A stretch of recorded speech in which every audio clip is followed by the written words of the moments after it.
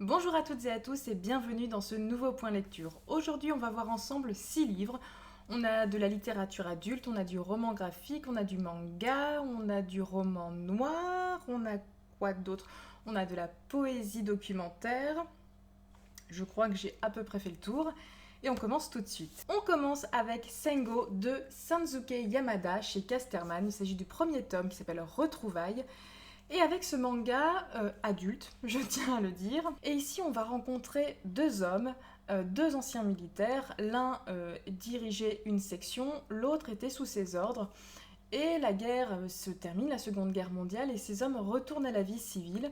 L'un d'eux retourne dans son village, et l'autre, par hasard, le retrouve. Et en fait, on va découvrir dans ce récit la culpabilité de l'un, le fait que qu'il ait laissé ces hommes derrière lui mourir notamment, et le fait que lui soit rentré en un morceau, qu'il n'ait pas donné sa vie pour la patrie, qu'il ait survécu à ces soldats, et donc il est en pleine déprime, voilà, c'est un personnage un petit peu torturé. Et l'autre est un personnage plutôt bon vivant, optimiste, qui lui va chercher à savoir ce qu'il va faire de sa vie. Donc il va expérimenter plusieurs choses. Et en fait, ces deux personnages, on va les suivre dans différents moments, dans différents jours. On va les voir en fait déambuler dans ce Japon en ruine, dans ce Japon complètement désœuvré. On va découvrir des personnages féminins parce elles vont aussi, ces femmes, entourer ces deux hommes. On va découvrir un enfant. Et en fait, le tout est vraiment, vraiment touchant, voire parfois même choquant, parce qu'il y a de la violence aussi. Comment peut-on parler de situation de guerre et de juste après-guerre sans aborder la question de la violence, et notamment la violence faite aux femmes. Parce que ces femmes-là aussi ont été victimes de la guerre, et sont victimes aujourd'hui, enfin à ce moment-là, comment dire, de la misère économique du pays. Je ne savais pas quoi en penser, j'ai été très surprise par cette parution, et j'ai eu envie de la découvrir assez vite, et vraiment ça a pas mal fonctionné avec moi, même si j'ai dû à un moment donné m'arrêter parce que il y a vraiment une violence, notamment liée au sexe, assez présente, pas du tout sur la première moitié, et tout d'un coup on bascule. Et là, vraiment, je me le suis pris en pleine poire, et ça a été un peu beaucoup d'un coup. Et le pire, pourtant, n'était pas encore arrivé. Voilà, c'est pour ça que je précise quand même qu'il s'agit d'un manga adulte. On n'est vraiment pas sur le manga un peu classique pour ados, jeunes adultes, et même, après, même ça n'empêche pas les adultes de les apprécier. Mais là, il y a vraiment des scènes vraiment dures, choquantes, extrêmement explicites, qui pour moi imposent quand même cette petite précaution d'âge. Donc ça a été une très très bonne surprise, et je vous encourage à la découvrir tout en ayant conscience de cet avertissement-là. J'ai découvert Mon cœur restera de glace d'Éric Cherrière chez Belfond. Alors là, on est vraiment dans un roman de genre, on est dans du roman historique mais noir. On va être sur un mystère familial, on va essayer de comprendre un petit peu des choses qui sont cachées, des secrets, voilà, on ne sait pas trop où on va. Cela dit, on sait qu'on est en trois temporalités. On va être en 1918, donc à la fin de la Première Guerre mondiale, à l'époque où les soldats rentrent avec des traumas psychologiques, des traumas physiques, les deux, ou ne rentrent pas. On va être également début 44, et 1918 et 44, ça se passe dans la même localité en Corrèze. Donc en 44, avec toute une faction, un groupe de soldats nazis qui arrivent dans le village. Et on est ensuite en 2020, où des historiens, des scientifiques et un homme vont essayer d'avoir un petit peu des réponses à leurs questions en rencontrant l'un des survivants de ce groupe d'hommes, d'Allemands, de 1944. Et en fait, dans ces trois temporalités, il y a des points communs, à savoir la famille Fort. Donc, la question est posée. Alors moi, sur la quatrième de couve, j'ai adhéré immédiatement, j'avais très envie de le lire, j'ai lu beaucoup de retours positifs qui n'ont fait qu'attiser cette envie. Sauf que voilà, c'est un livre pour moi qui interroge aussi la violence, et ce que je peux supporter de violence. Donc en 18, d'accord, je l'ai accepté, parce qu'il y a certaines choses dont j'apprécie qu'on me parle. En 44, enfin, au début de la période 44, ça a été vraiment compliqué pour moi, mais je peux l'entendre. Parce qu'il y a des réalités qui font que. Et ensuite, à partir du moment où on rentre vraiment avec les soldats dans la forêt, bah là j'ai eu beaucoup de mal. Où on rentre vraiment euh, hors du cadre historique en fait. Voilà, moi je sais qu'il y a eu des passages qui ont vraiment été insoutenables. J'ai posé le livre, je me suis demandé ce que j'allais en faire, est-ce que je le continue, est-ce que je le laisse là, dans un coin, et un jour peut-être, je sais pas. J'ai été un peu embêtée avec ce livre parce que vraiment quand je dis insoutenable, c'est qu'à un moment donné, j'avais vraiment la nausée, quoi. J'étais vraiment pas bien. Donc je l'ai terminé, très bien. Très bien. J'ai eu le fin mot de l'histoire, je ne vous le révélerai pas. Il m'a fallu quelques jours quand même pour le digérer, parce qu'il m'a pas mal travaillé, et en fait j'ai eu le sentiment qu'il a fallu vraiment ces jours-là pour voir apparaître le sous-texte, dans le sens où la violence a été telle que j'étais un petit peu comme anesthésiée, le cerveau surveille complètement en berne, allez on ferme le rideau, il n'y a plus personne. Et alors qu'en fait, c'est un roman qui va parler de l'horreur de la guerre, de l'absurdité de la guerre. Il va nous parler des victimes, des bourreaux, mais aussi des personnes qui perdent leur humanité, comment on en arrive là, comment certaines personnes qui sont bourreaux essaient de garder quand même une once d'humanité. Enfin voilà, c'est ces frontières-là. J'ai apprécié certains aspects du roman. Le roman est très bien construit, c'est très bien écrit. Mais dès qu'on passait dans la violence, bah, j'ai eu beaucoup de mal parce que voilà, là j'ai trouvé que ça allait très loin. Alors je sais pas si c'est ce genre littéraire qui veut ça, parce que je suis pas du tout habituée, j'en lis quasiment jamais. Pour faire simple, le dernier polar par exemple que j'ai lu, ça remonte à plus de 10 ans. Donc voilà, je sais pas si c'est le genre qui veut ça, ou si c'est ma sensibilité qui a du mal à le recevoir. Mais voilà, ce livre m'a vraiment interrogée sur la violence. J'en sors vraiment partagée, d'autres l'ont vraiment beaucoup plus apprécié que moi, donc n'hésitez pas à aller chercher des avis. Mais en tout cas, il m'a secoué, ça on peut pas dire autre chose, il m'a vraiment vraiment secoué. J'ai lu Citizen, balade américaine de Claudia Rankine aux éditions de l'Olivier. Et ici, on va rencontrer une auteure, l'auteur tout simplement parce qu'on n'est pas sûr de la fiction, qui est poétesse, qui est écrivain, je crois qu'elle est aussi artiste contemporaine, etc. Donc elle s'exprime beaucoup et de façon très différente mais complémentaire. Et dans ce livre-là, on va être avec de la poésie documentaire, qui est un genre a priori bien défini dans la littérature anglo-saxonne, notamment américaine, mais j'ai pas l'impression que ce soit vraiment le cas en France, mais je sais pas. Et donc elle va nous parler de son quotidien, ça va être des petits moments comme ça, volés au quotidien, mais qui vont tous parler de la même chose, à savoir le racisme aux États-Unis. Et c'est un livre qui met en colère, immensément en colère, parce que c'est une accumulation de plein de situations, des expériences individuelles tous les jours ou presque. Et ce sont des situations qui auraient mérité que on s'empare de cette injustice à l'international, mais qui finalement n'ont pas tellement de résonance. Et elle va nous parler aussi d'autres situations qui ont eu des résonances, mais qui étaient mal interprétées, qui n'étaient pas traitées avec justesse et avec justice. Le tout est agrémenté d'œuvres. Alors elles sont plus ou moins expliquées, moi j'aurais aimé que ce soit un petit peu plus expliqué parce que parfois j'étais un peu perdue. Faut dire que je suis quand même pas... tout simplement pas aidée en art contemporain, voilà, j'ai pas les clés. Si on m'explique, je vais comprendre, et encore pas toujours, mais sans clé, j'ai un petit peu plus de mal. Les textes sont beaucoup plus faciles à comprendre, même s'il y a quand même une forme poétique. La langue de Claudia Rankine est aussi particulière, la façon dont elle décrit les choses et dont elle les enchaîne, mais ça se comprend très très bien. Et ce que j'ai apprécié, c'est qu'on y revient, on en repart, on y revient, on le prend dans n'importe quel sens, ça nous dit toujours quelque chose. C'est un aspect que j'apprécie dans la forme poétique et dans ces instantanés. Et donc c'est un livre qui met en colère et à juste titre. Et l'auteur aussi est en colère, elle est en colère, elle est aussi fatiguée. Euh, Elle est aussi cet impact récurrent l'atteint aussi physiquement au niveau de sa santé.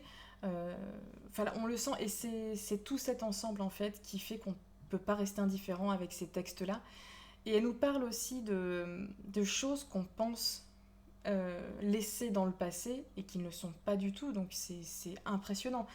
Et ce que j'ai apprécié aussi, c'est qu'elle élargit à un moment donné la réflexion à la France, et notamment à cet événement où Zinedine Zidane a frappé un autre joueur italien, je crois, mais j'ai pas son nom parce que je suis experte en football, comme tout, vous pouvez le constater.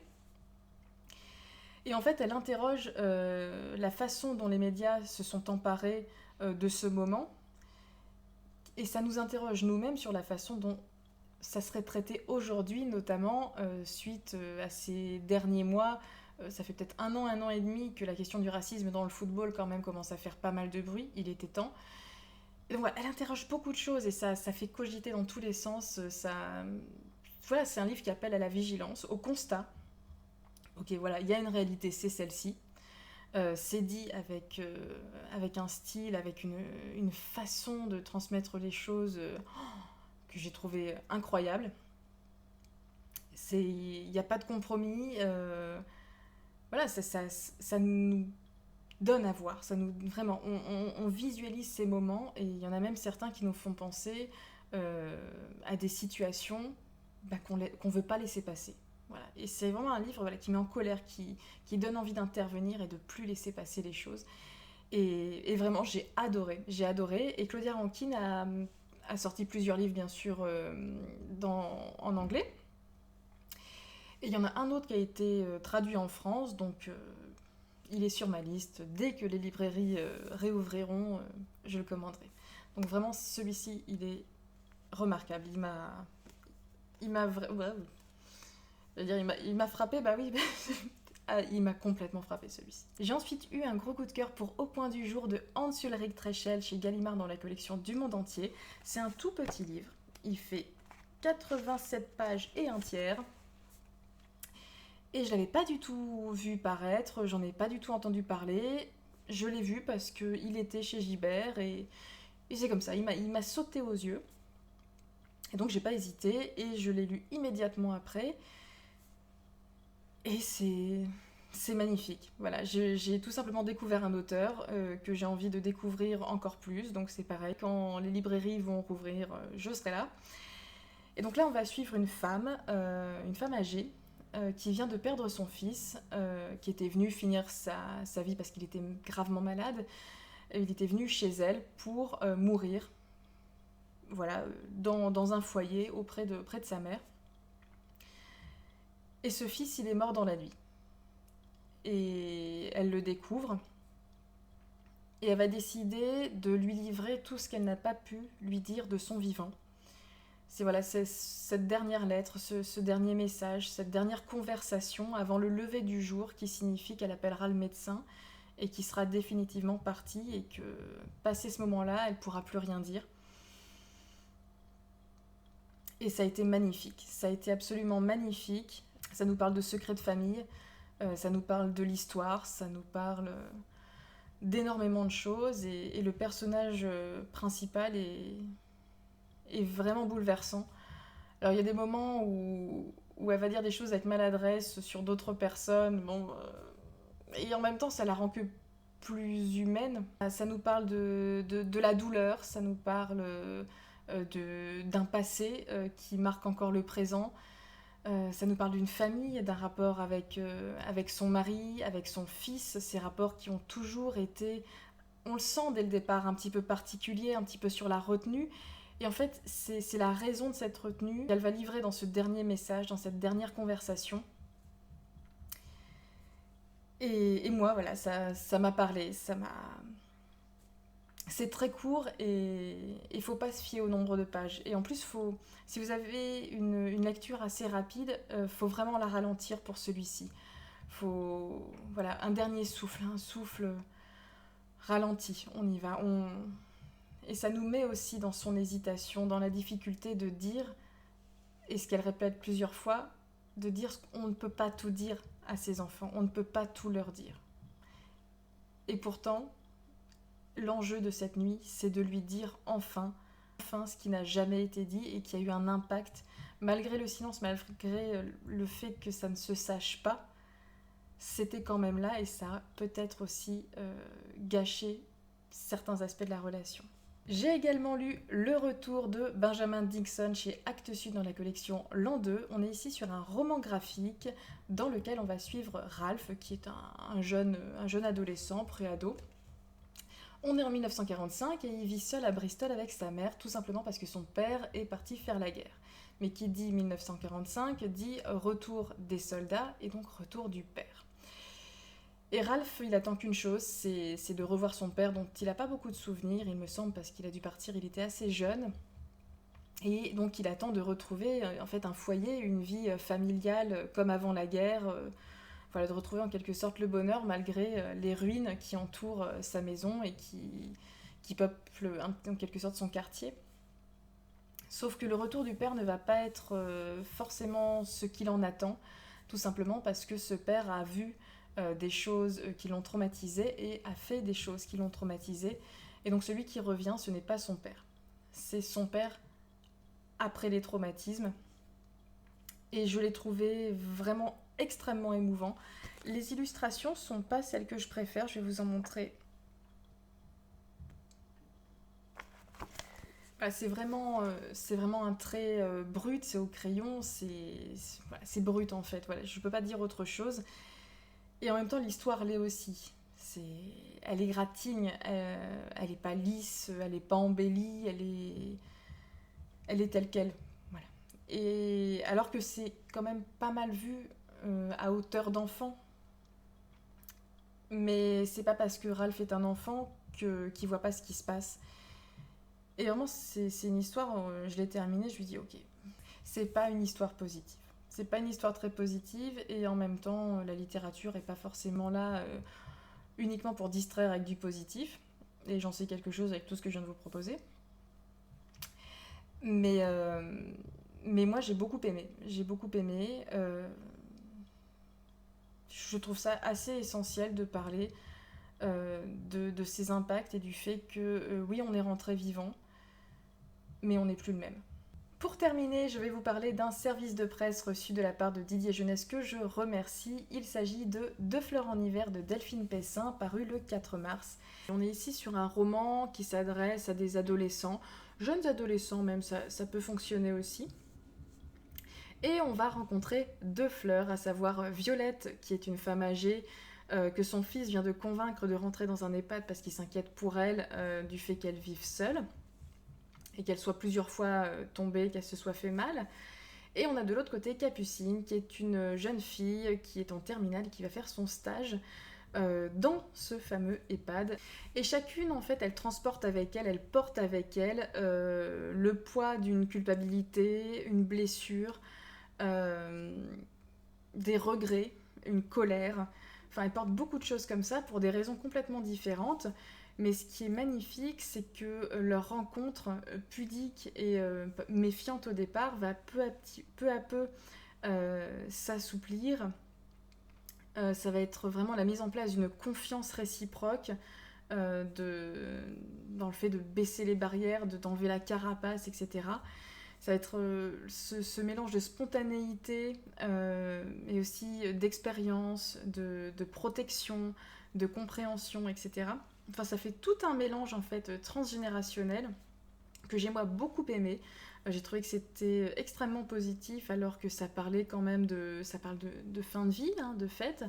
Ça parle du fait de ne plus être dans les lieux qui nous rassurent. Ça nous parle de deuil parce que Capucine, on l'apprend rapidement, a perdu sa maman et qu'elle n'arrive pas à s'en remettre. C'est ce qui la met en colère en permanence.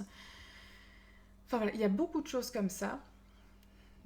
Soit des accidents de la vie, soit le cours de la vie qui veut que. Et j'ai trouvé ça très très bien traité, très bien amené.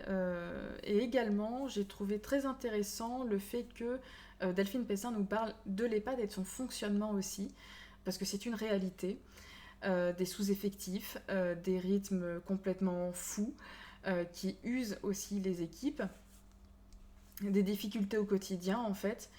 Et vraiment, ça fait un livre très complet qui permet d'aborder pas mal de questions avec les ados, qui, je pense, pourra vraiment intéresser notamment ceux qui prévoient de s'orienter vers le soin à la personne, l'assistance à la personne. Et moi, je l'ai trouvé extrêmement positif. Voilà, je n'ai rien d'autre à dire. C'était une super lecture. Vraiment, c'est hyper bien écrit, ça se lit tout seul. Et on aborde des sujets graves, presque sans s'en rendre compte en fait. L'auteur vient, hop, nous les amène et nous parle de reconstruction en même temps, de résilience, etc. On est beaucoup sur la psychologie, sans en faire trop. J'ai trouvé vraiment ce livre très très bien dosé, même si tout n'est pas facile, effectivement. Mais je trouve que c'est presque initiatique en fait. Et moi j'ai beaucoup apprécié et je ne manquerai pas de le recommander. Et c'est déjà le cas sur le blog, la chronique est déjà sortie. Donc voilà, si ça vous intéresse, si vous aimez la littérature jeunesse, on n'est pas pour moi encore sur... est-ce qu'on est sur du young adulte? Peut-être juste un petit peu plus jeune, je dirais. Voilà. Mais après, à vous de vous faire votre avis si ça vous intéresse. Voilà, cette vidéo est terminée. Je vous remercie beaucoup de l'avoir regardée. Je vous remercie de votre attention et de votre bienveillance. Et si vous avez lu un de ces livres, n'hésitez pas à me dire ce que vous en avez pensé. Pareil, s'il vous donne envie, si vous avez eu d'autres coups de cœur, d'autres lectures que vous voulez partager, n'hésitez pas, ce sera avec plaisir que je vous répondrai, que j'irai voir d'un petit peu plus près ces titres. Voilà, il ne me reste plus qu'à vous souhaiter une très bonne journée et je vous dis à très vite. Merci, à bientôt.